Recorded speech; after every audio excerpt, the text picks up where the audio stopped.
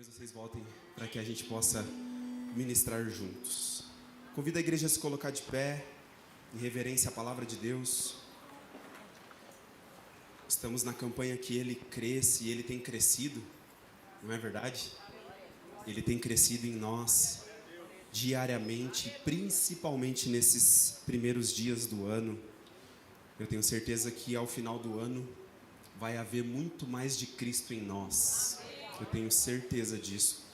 Essa campanha não é em vão, ela não é à toa. O Senhor está nos chamando para isso e que a gente atenda esse chamado. O tema da palavra de hoje é Jesus, Ele é suficiente em nós. Nós vamos trabalhar aqui a questão da suficiência de Cristo e que o Senhor nos ajude a compreender aquilo que Ele tem para nós nessa noite. Amém?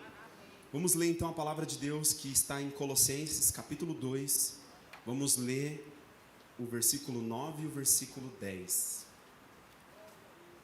Colossenses 2, 9 e 10.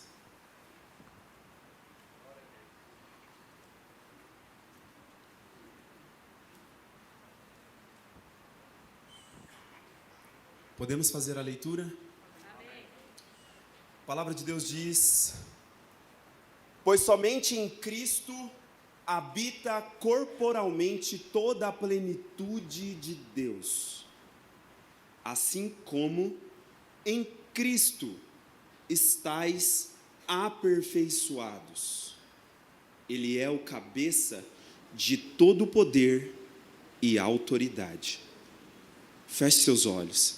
Pai, nessa hora nós oramos pela ministração da Tua palavra, Senhor.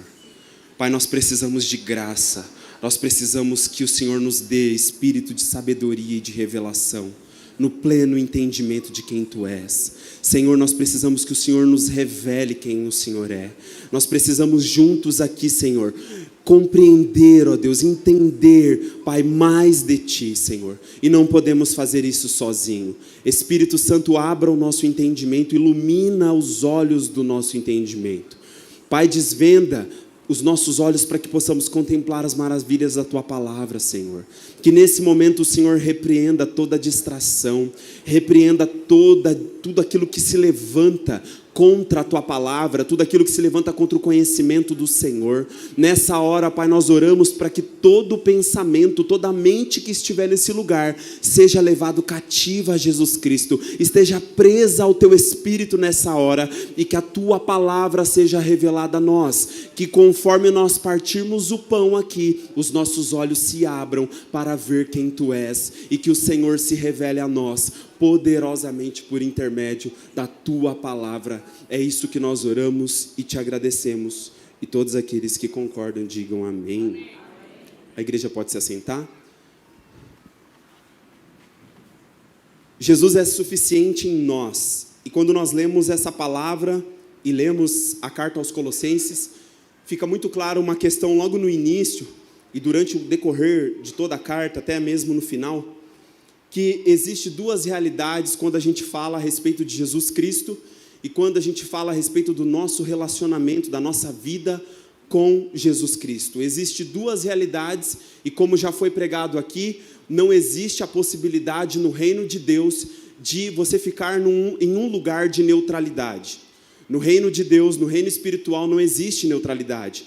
Ou estamos em Cristo ou estamos fora de Cristo. Não existe a possibilidade, como a gente fala no dito popular, de ficar em cima do muro, de ficar, às vezes, em algumas questões da terra, a gente consegue ficar meio neutro, né? A gente não se manifesta nem para um lado nem para o outro, a gente fica na nossa, fica ali meio neutro, não se posiciona, fica ali, vamos se dizer, em cima do muro. Mas no reino de Deus, no reino espiritual, não existe a possibilidade de ficar em cima do muro. Não existe a possibilidade de ficar neutro. Ou estamos em Cristo, ou estamos fora de Cristo. E a palavra vai dizer que se nós estamos em Cristo, então, nova criação nós somos. Nova criatura você é. As coisas velhas se passaram, tudo se fez novo, a vida de Deus nasceu em você. A divina semente da palavra de Deus foi implantada em você. A partir daquele momento, daquele dia que você ouviu uma pregação da palavra, e ao ouvir a pregação da palavra, você teve fé no seu coração, você acreditou em Cristo, você confessou o nome dele, a divina semente da palavra de Deus foi implantada dentro de você. E a partir desse momento, agora você vive uma nova vida. Como diz a Escritura, você agora está andando numa novidade de vida. Você vive de modo digno do Evangelho de Jesus Cristo. Agora não é mais você, como foi pregado aqui, agora é Cristo que vive em você. A vida que você vive agora, você não vive mais por você mesmo, pelos seus próprios pensamentos, você vive pela fé no Filho de Deus que te amou e que se sacrificou por você. Então agora, como disse o apóstolo Paulo escrevendo para a igreja, agora eu já estou crucificado com Cristo, já não vive mais eu, é Ele, como nós cantamos aqui, é Ele que vive agora em mim. E cada dia que passa eu vou perdendo mais de mim e Ele vai ganhando mais dele, Ele vai crescendo mais. Se nós estamos em Cristo, essa é a realidade. É uma novidade de vida, andamos de modo digno do Evangelho, os frutos do Espírito Santo começam a brotar na nossa vida e nós passamos, como diz a palavra, da morte, do império da morte, para o reino da maravilhosa luz. Nós somos transportados das trevas para a maravilhosa luz, estamos agora andando na luz, não mais em trevas, estamos andando em Cristo. Quando estamos em Cristo, há evidências, há frutos internamente, externamente. Quem olha para a nossa vida vê que de fato algo mudou, algo novo aconteceu, algo diferente aconteceu, porque é impossível estar em Cristo e permanecer da mesma forma, no mesmo estado, tendo o mesmo estilo de vida, fazendo as mesmas coisas, é impossível. Por estarmos em Cristo, aconteceu conosco o que diz a palavra, uma metanoia, uma mudança de mentalidade, uma mudança de direção, uma mudança de curso de vida. O nosso sistema de valores mudou, tudo agora passa a ser diferente, porque nós estamos vivendo em Cristo. Como eu falei no início, existe a possibilidade de você estar em Cristo ou fora de Cristo. Como nós sabemos disso? Se tudo isso que eu falei aqui não está sendo uma realidade para você, você está fora de Cristo. Ou você, estando em Cristo, ainda não entendeu o que significa estar em Cristo. E aí você está negligenciando tudo aquilo que a Escritura te fala, tudo aquilo que a palavra te ensina, não está dando crédito, não está dando atenção para tudo aquilo que Cristo fala, que agora nele você é, agora nele você vive, você está esquecendo, negligenciando e está vivendo de uma outra maneira que não é a maneira que você deveria viver. Ou estamos em Cristo ou estamos fora de Cristo. E o Espírito Santo, por intermédio dessa palavra nessa noite, traz essa reflexão para mim e para você. Em qual realidade você se encontra nesse exato momento? Você está em Cristo ou você está fora de Cristo? Em qual realidade você se encontra nessa noite? Nós vamos entender no decorrer dessa palavra o que o Senhor está dizendo, e é interessante quando lemos a carta aos Colossenses, e o tema central dessa carta, ele é resumido pelo assunto que nós estamos aqui falando nessa noite, pela plena suficiência de Jesus Cristo.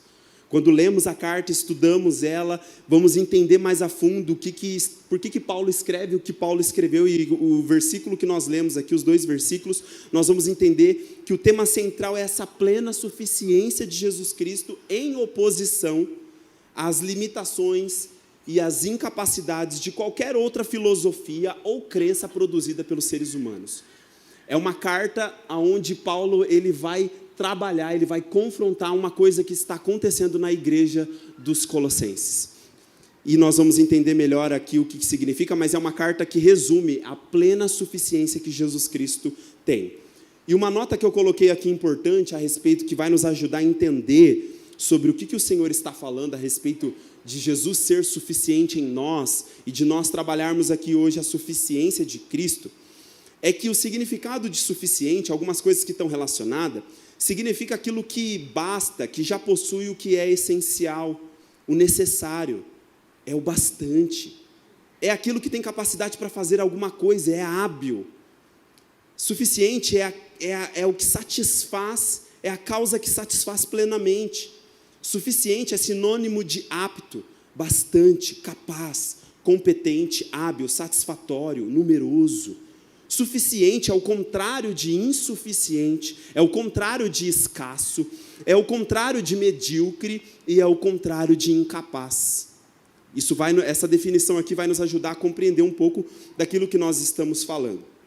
E para a gente entender um pouco desse contexto aqui que eu falei para vocês de Colossenses, qual é o pano de fundo, por que Paulo está falando aquilo que Paulo está falando, é interessante, nós vamos ler um versículo anterior, Colossenses 2:8, que já vai nos ajudar a entender um pouco do porquê que Paulo escreve sobre essa questão de Jesus Cristo, nele habitar corporalmente toda a plenitude de Deus, dele ser suficiente.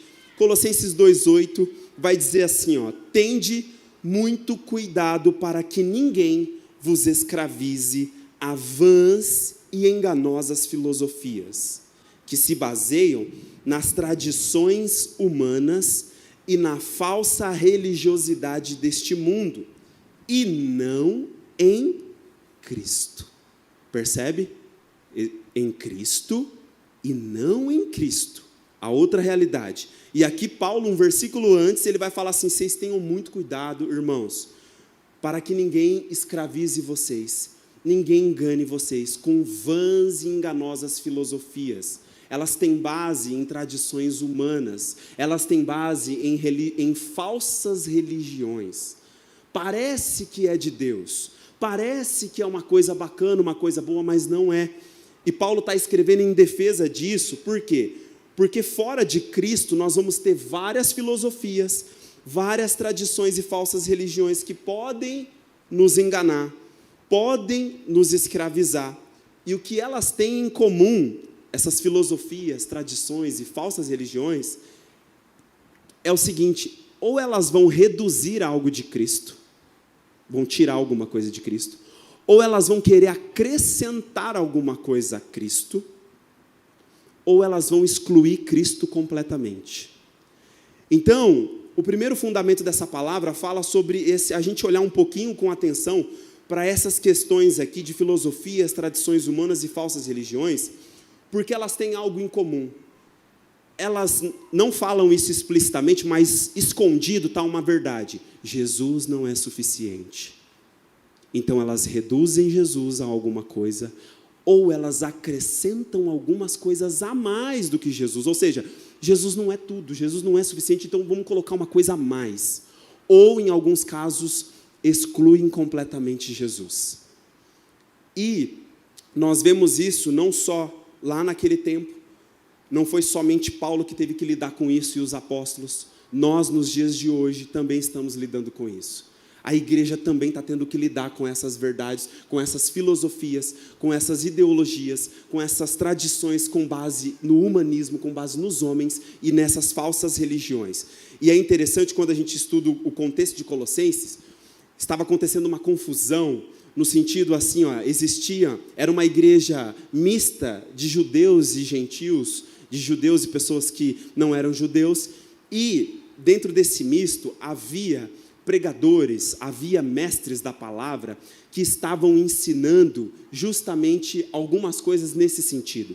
Eles estavam reduzindo Jesus, eles estavam dizendo que, olha, peraí, Jesus, ele não é Deus, não. Ele não é Deus homem, não. Ele não encarnou, não. Jesus, ele é por exemplo, um anjo de luz. Ele é um anjo ministrador. Havia uma crença. E eles falam, os biblistas e estudiosos vão falar que ali estava nascendo, era o embrião do gnosticismo, que foi uma doutrina que por séculos atacou a igreja. E o que essa doutrina basicamente ela falava? Jesus é um cara, ele é diferente, ele é um profeta, ele é um anjo de luz, ele ministra, ele é um cara bom, só que ele não é Deus, não. Ele não é esse Deus homem que vocês no evangelho falam que ele é. E se Jesus não é Deus homem, se Jesus não é Deus homem, se Jesus não é Deus encarnado, acabou a nossa fé, acabou a nossa esperança, acabou tudo para a gente.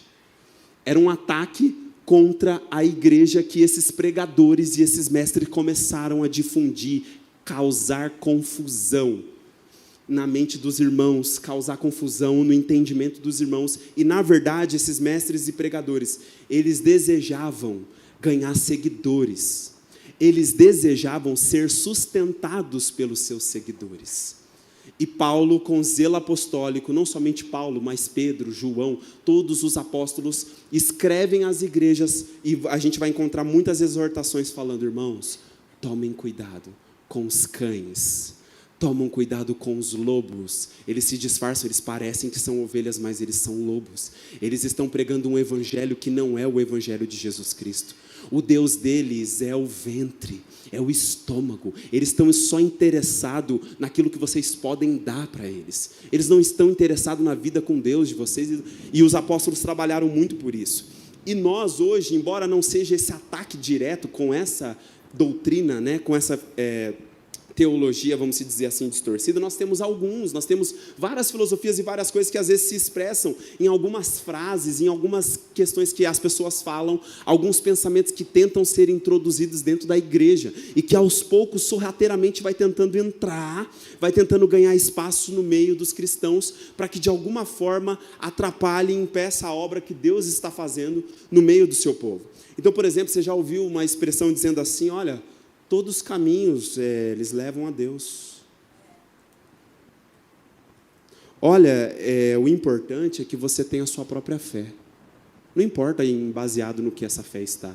Se você tem fé, não quero saber se é fé em qualquer coisa. Você tem fé? Então, se você tem fé, tá bom, você está no caminho. Você já ouviu alguém dizendo assim: olha, o que importa na verdade é ser feliz, acima de tudo. Você merece ser feliz. Você tem que ser feliz. Esquece, sabe? Felicidade acima de tudo. Ou aquela justificativa e aquela resposta, né? Eu nasci assim, eu estou vivendo assim, eu vou morrer assim, a minha família é assim, os meus pais foram assim, os meus irmãos, é de família mesmo, não tem jeito. Isso daí, por trás disso, existem filosofias, tradições humanas que tentam diminuir quem Jesus é. E Deus, nessa noite, por intermédio da palavra e do Espírito Santo, está dizendo a nós: cuidado. Cuidado com as filosofias, as tradições e as falsas religiões, porque elas roubam o meu lugar na sua vida. Olha o que diz Deuteronômio 6,12. Fica atento, pois, à tua própria pessoa. Não te esqueças de Yahvé, que te fez sair da terra do Egito, da casa da escravidão.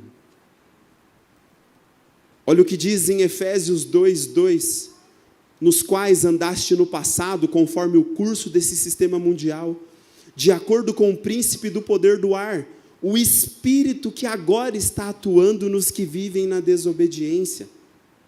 Colossenses 2:20, olha só o que diz: considerando que morrestes com Cristo para as tradições humanas e a falsa religiosidade deste mundo, por que vos sujeitais ainda a tais ordenanças, como se pertencesseis a este sistema de valores? Sabe o que está acontecendo aqui? Esses falsos pregadores e mestres estavam dizendo assim: olha, Colossenses, além de Jesus, vocês têm que se circuncidar.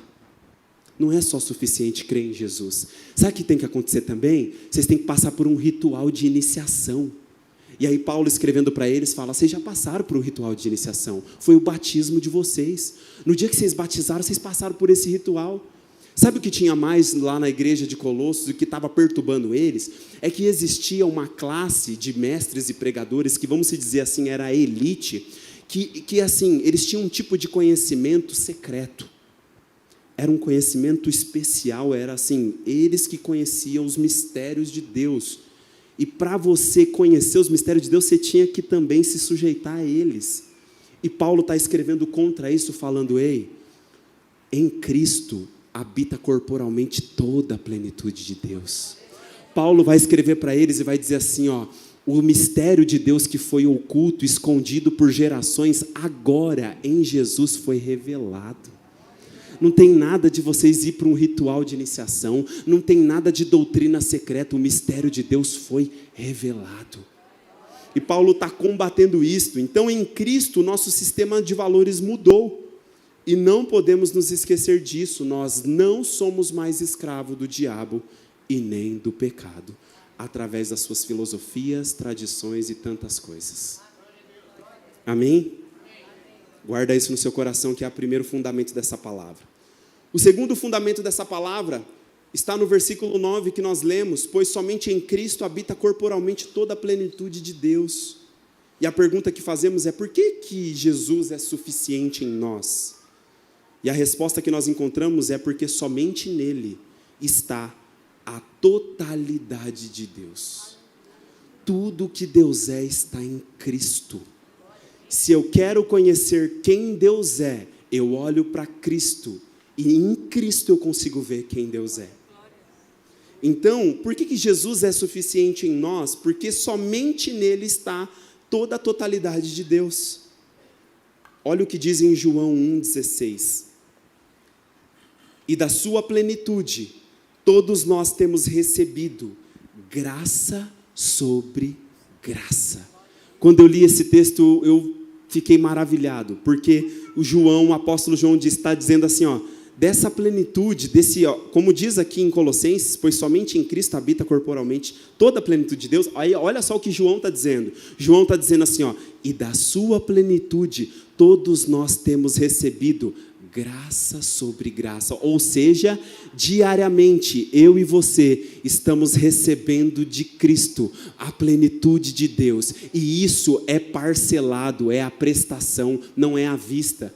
Deus poderia, de repente, nos dar à vista, nós não temos estrutura para receber tudo que Deus é, então Deus parcela aquilo que Ele é, e Ele vai dando parcelado, diariamente, um pouquinho do que Ele é. E sabe o que vai acontecendo? É graça sobre graça, sobre graça, sobre graça, sobre graça, e a cada dia Ele vai crescendo mais, e automaticamente nós vamos diminuindo. O que João está dizendo, pode aplaudir o Senhor.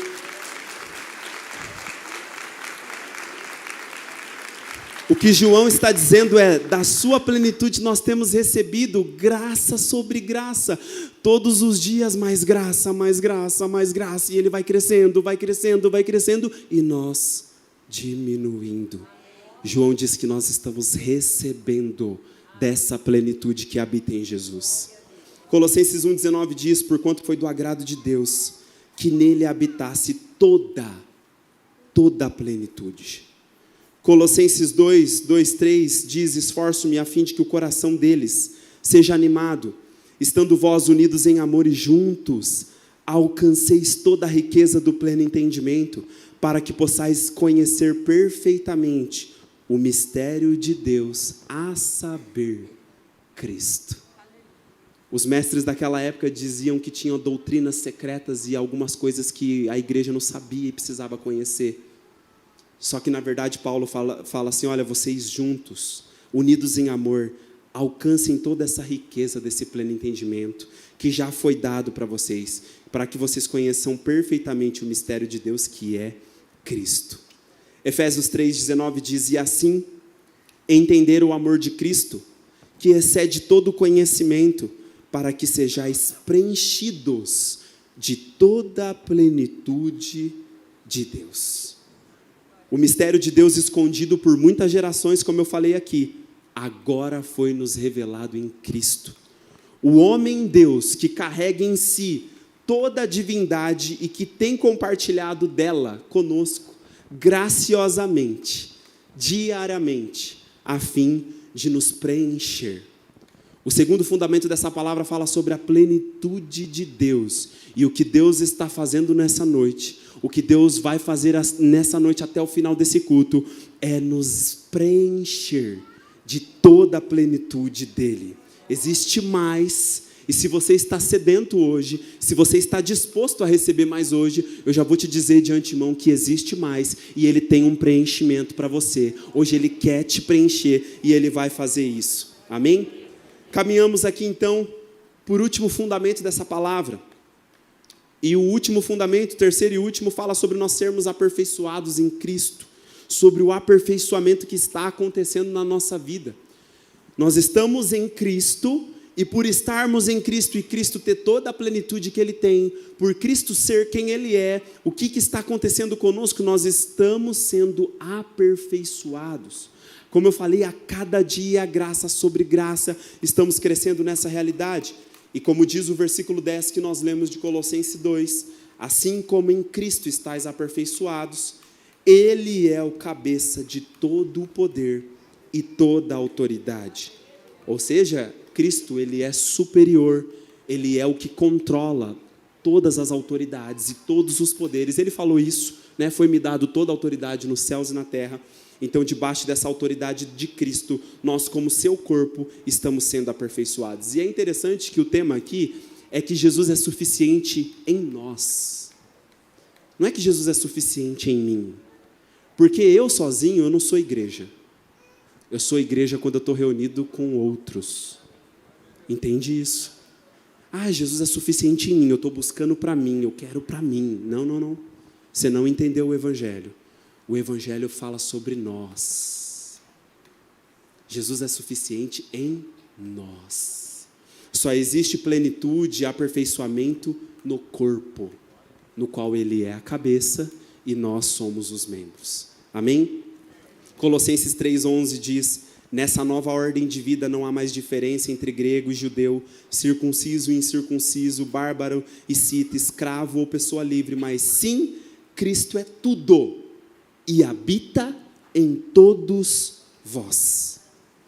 Cristo é tudo.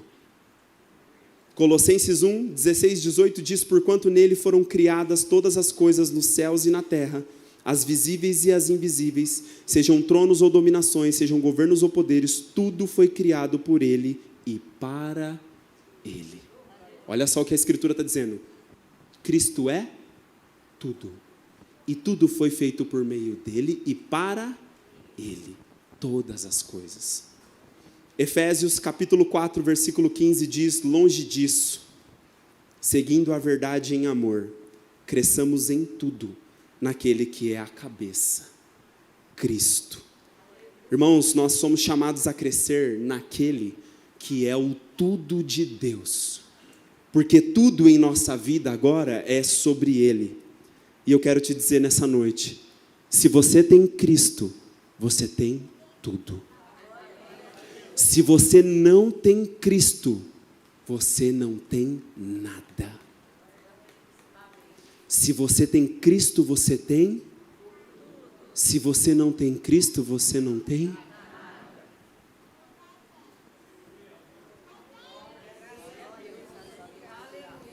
Eu convido o ministério de louvor.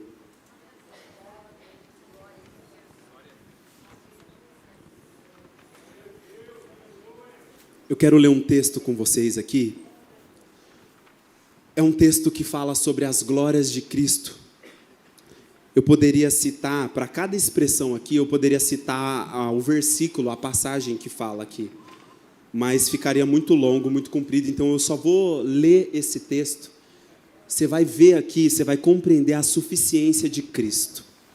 Eu não sei qual que é a sua necessidade, eu sei quais são as minhas, eu não sei a sua, mas eu sei que a sua necessidade vai se encaixar em alguma coisa que eu vou te falar aqui agora, que eu vou ler aqui. Eu poderia citar os versículos, como eu falei, mas não vou citar. Para cada expressão tem um versículo que comprova que ele é isso e que ele é suficiente. E eu gostaria que você prestasse muita atenção e ouvisse essas palavras aqui, porque ela é sobre esse Jesus que é suficiente em nós. Amém? Um dos princípios mais importantes da Bíblia é a afirmação de que Jesus Cristo é totalmente suficiente para todas as questões de vida e santidade. Ele é suficiente para a criação, salvação, santificação e glorificação. Ele é tão puro que não há nele nenhum defeito, mancha, sinal de pecado, desonra, mentira, engano, corrupção, erro ou imperfeição. Ele é tão completo que não há outro Deus além dele. Ele é o único Filho amado. Todos os tesouros da sabedoria e do conhecimento estão nele. A plenitude de Deus habita corporalmente nele. Ele é herdeiro de todas as coisas. Ele criou todas as coisas e todas as coisas foram criadas por ele, por meio dele e para ele. Ele sustenta todas as coisas pela palavra do seu poder. Ele é o primogênito de toda a criação. Ele é a representação exata de Deus. Ele é o único mediador entre Deus e o homem. Ele é o sol que ilumina, o médico que cura, a coluna de fogo que defende, o amigo que conforta, a pérola que enriquece, a arca que suporta e a rocha que sustém sob as maiores pressões. Ele está assentado à direita do trono da majestade nas alturas. Ele é superior aos anjos, superior a Moisés, superior a Arão, superior a Josué, superior a Melquisedeque, superior a todos os profetas. Maior que Satanás, mais forte que a morte. Ele é o primeiro e o último. Ele é o imaculado Cordeiro de Deus. Ele é a nossa paz. Ele é a nossa esperança, Ele é a nossa vida, Ele é o caminho vivo e verdadeiro, Ele é a força de Israel, Ele é a raiz e a geração de Davi, a brilhante estrela da manhã. Ele é fiel e verdadeiro, Ele é o autor e consumador da nossa fé, Ele é o autor da nossa salvação, Ele é o campeão, Ele é o escolhido, Ele é o apóstolo e sumo sacerdote da nossa confissão, Ele é o servo justo, Ele é o Senhor dos exércitos, o Redentor, o Santo de Israel, o Deus de toda a terra. Ele é o homem de dores, Ele é a luz, Ele é o Filho do homem, Ele é a videira, Ele é o pão da vida, Ele é a porta, Ele é o Senhor. Tem mais, Ele é profeta, sacerdote e rei. Ele é o nosso descanso sabático, Ele é a nossa justiça, Ele é o maravilhoso conselheiro, Deus poderoso, Pai eterno, príncipe da paz.